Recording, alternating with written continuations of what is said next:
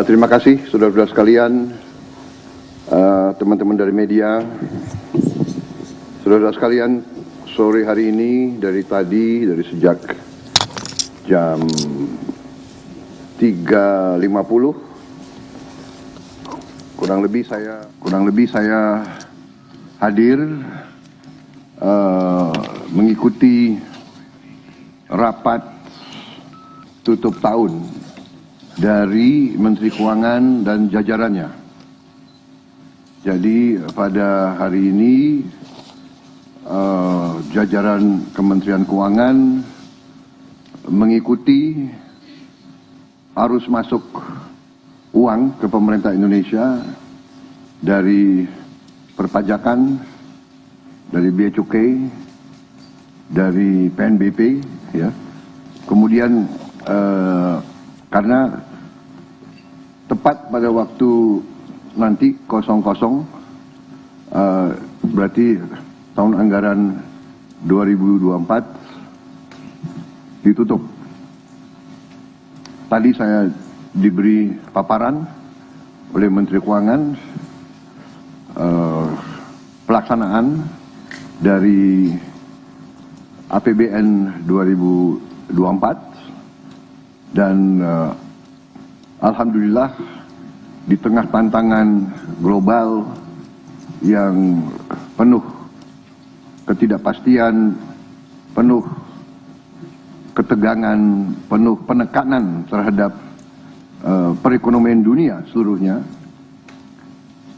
yang mempengaruhi harga-harga komoditas, yang ujungnya mempengaruhi penerimaan kita, juga mempengaruhi harga-harga minyak dan gas. Ternyata kita masih bisa mengelola keuangan negara dengan prudent, dengan bijak, dengan hati-hati, dan kita masih mampu untuk mengendalikan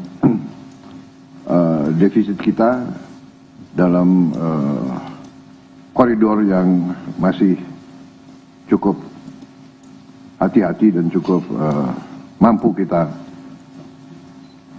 kelola. Dalam hal ini juga saya kira ada baiknya juga saya menyampaikan beberapa hal tentang kenaikan tarif pajak pertambahan nilai PPN yang mungkin masih ada suatu keraguan-raguan atau suatu ketidakpemahaman, ya, yang tepat, sehingga saya setelah koordinasi dan diskusi dengan Menteri Keuangan dan jajaran beberapa kementerian lain, saya merasa perlu bahwa untuk menyampaikan sendiri masalah PPN 12% ini. Jadi saudara-saudara sekalian, kenaikan tarif pajak pertambahan nilai menjadi 12% ini merupakan amanah, merupakan perintah dari Undang-Undang Nomor 7 Tahun 2021 tentang harmonisasi peraturan perpajakan.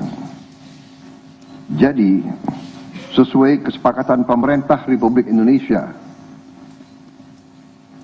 dengan DPR tahun 2021, kenaikan tarif dilakukan secara bertahap dari 10% menjadi 11% mulai 1 April 2022. Ini sudah dilaksanakan.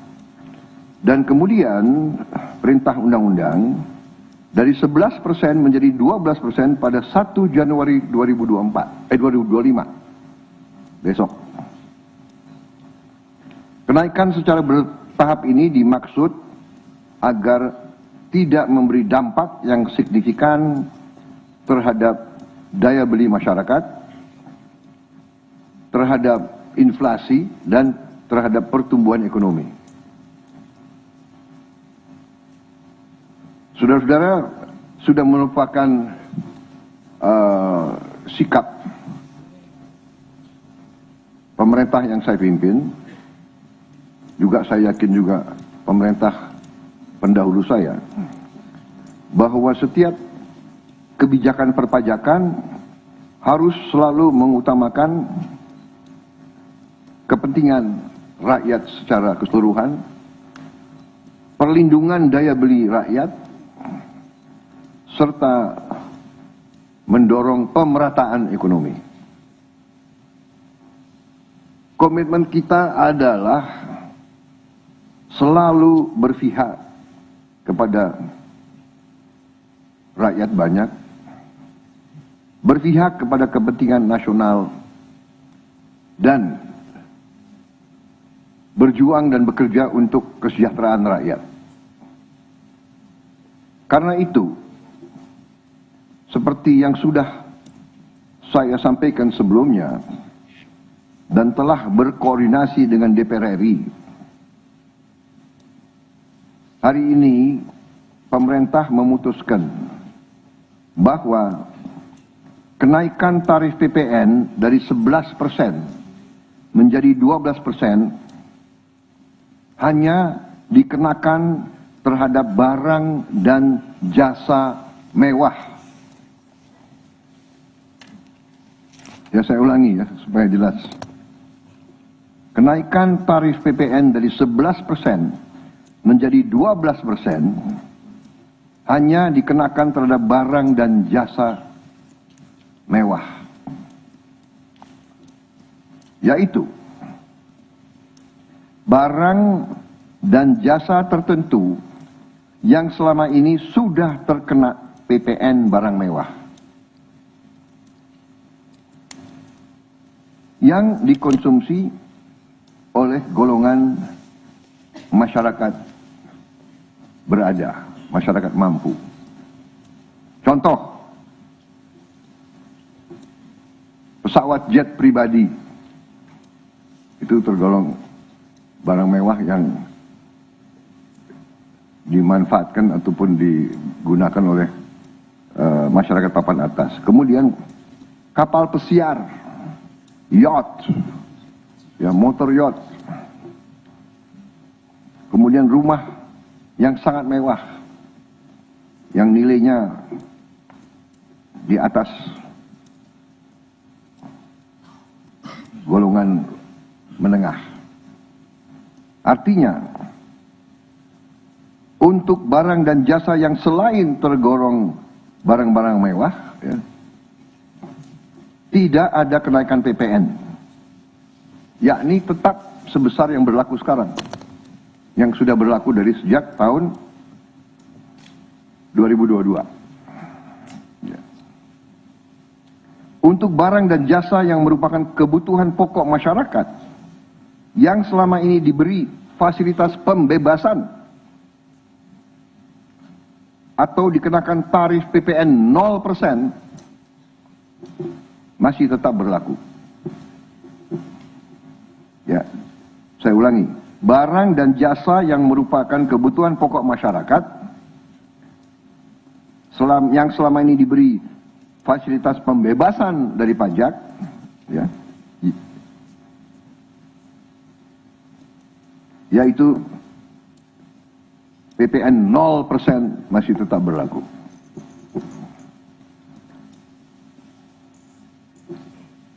Pemerintah telah berkomitmen memberi paket stimulus. Ya. Nilai stimulus itu adalah 38,6 triliun. Seperti yang pernah diumumkan sebelumnya. Bantuan beras untuk 16 juta penerima bantuan pangan, 10 kg per bulan. Diskon 50% untuk pelanggan listrik dengan daya maksimal 2.200 volt. Pembiayaan industri padat karya. Ya. Insentif PPh pasal 21 bagi pekerja dengan gaji sampai dengan rupiah 10 juta per bulan. Kemudian bebas PPh bagi UMKM beromset kurang dari 500 juta per tahun dan lain sebagainya. Jadi paket stimulus ini nilainya semua adalah 38,6 T.